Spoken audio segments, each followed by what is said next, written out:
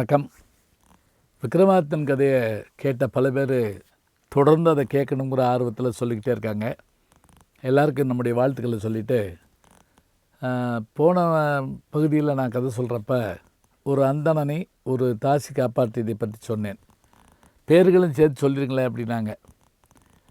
ஒன்றும் இல்லை, அந்த அந்தணன் பேர் சந்திரவாணன். இதெல்லாம் கற்பனையாக எழுதப்பட்ட கதைகள் தான். ஒன்றும் நம்ம ஆதாரங்கள்லாம் நீங்கள் தேடிடாதீங்க.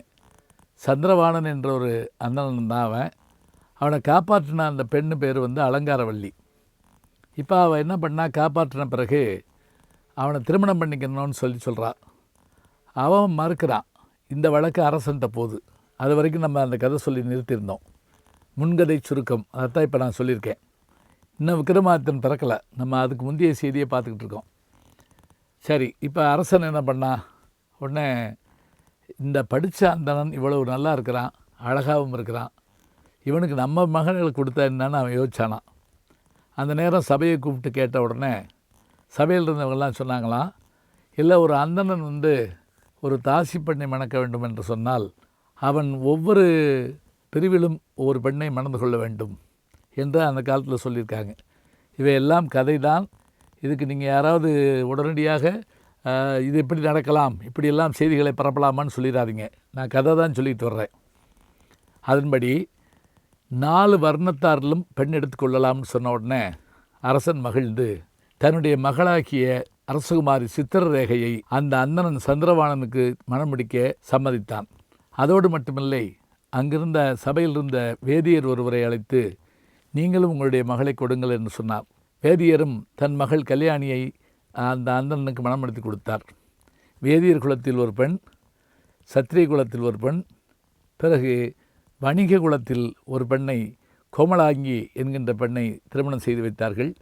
ஆக 4 பெண்களை மணந்து கொண்டான் அந்த சந்திரவாணன். 4 பேரில் ஒருத்தி தான் இளவரசி. இப்போது அந்த மன்னனுக்கு வயதான பிறகு அவன் மறைந்து விடவே மருமகனாகிய சந்திரவாணன் அரசனானான். அவனுக்கு வயதானது. இப்போ அவன் இந்த 4 பேருக்கு குழந்தைகள் பிறந்ததா என்றால் 4 ஆண் குழந்தைகள் பிறந்தன.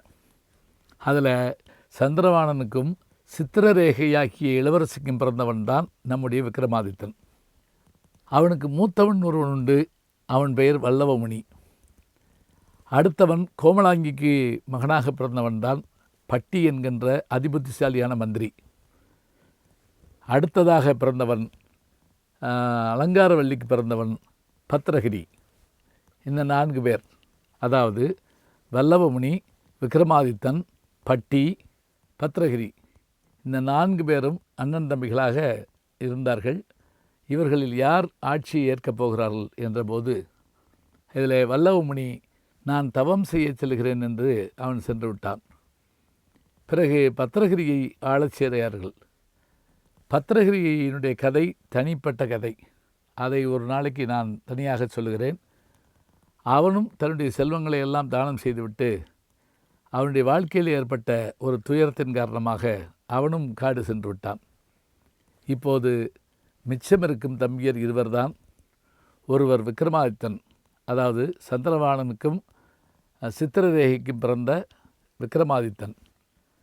அதேபோல் சந்திரவாணனுக்கும் கோமலாங்கிக்கும் பிறந்த பட்டி 2 இருக்கிறார்கள்.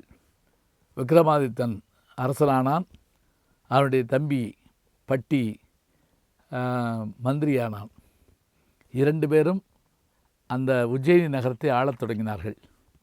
இப்போது ஒரு ஆச்சரியம் என்னவென்றால், விக்ரமாதித்தன் தன்னுடைய தம்பியை அழைத்து ஒரு கேள்வி கேட்டானாம். சாதாரண மனிதர்களைப் போல நாம் இறந்து விடலாமா? 1000 ஆண்டாவது வாழ வேண்டாமா என்று சொன்னவுடன், ஆம், 1000 ஆண்டு வாழ வேண்டும். அதற்கு என்ன செய்யலாம்? அதற்கு நாம் முயற்சி செய்வோம் என்றார்கள். யோசித்தார்களாம். அதன்படி 1000 ஆண்டு வாழ்வதற்காக அவர்கள் ஒரு யுக்தியை தொடங்கினார்கள். 1000 ஆண்டு அவர்கள் வாழ்ந்ததாக வரலாறு இருக்கிறது. வரலாறுனா என்ன? கற்பனையான வரலாறு தான். சரி, அப்படி என்ன அவர்கள் செய்தார்கள்? அப்படி 1000 ஆண்டு வாழ்வதற்கு என்ன வழி? இவற்றையெல்லாம் தொடர்ந்து பார்க்க இருக்கிறோம். விக்ரமாதித்தன் கதையை கேளுங்கள். நல்ல செய்திகளை நாளும் சிந்திப்போம். நாளை சந்திப்போம். அன்பிற்கினிய யூடியூப் நேயர்களே, நீங்கள் என்னோடு இன்னும் நெருக்கமாக தொடர்ந்து வர வேண்டும் என்று சொன்னால் இன்ஸ்டாகிராம், ட்விட்டர் போன்ற பதிவுகள்லையும் என்னை நீங்கள் தொடருங்க. பின்தொடர்ந்து வாருங்கள். நாம் எல்லோரும் முன்தொடர்ந்து செல்வோம்.